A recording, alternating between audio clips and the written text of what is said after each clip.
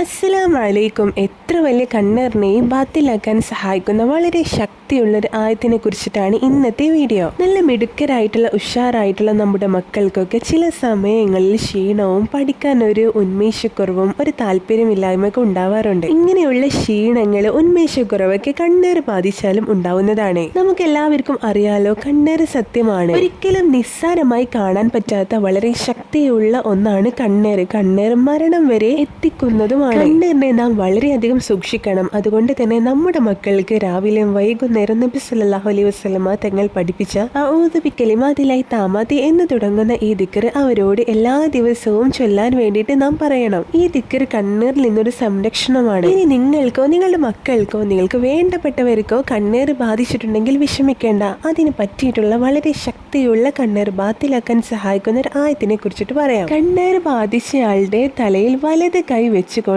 ഈ ആയത്തോതി മന്ത്രിക്കുക. എത്ര വലിയ കണ്ണേറാണെങ്കിലും അത് ഇല്ലാതാകുന്നതാണ്. ഇനി എന്തെങ്കിലും കണ്ട് പേടിച്ചവരൊക്കെ ആണെങ്കിൽ ഈ ആയത്തിനെ 7 തവണ വലത് കൈ തലയിൽ വെച്ചുകൊണ്ട് 7 തവണ ഓതിയിട്ട് മന്ത്രിക്കുക. സൂറത്തു അശ്റിലെ 21, 22, 23, 24 എന്നീ 4 ആയത്തുകളാണ് കണ്ണേറ് ബാധിച്ചയാൾക്കും എന്തെങ്കിലും കണ്ട് പേടിച്ചവർക്കും അവരുടെ തലയിൽ ഓതി മന്ത്രിക്കേണ്ടത്.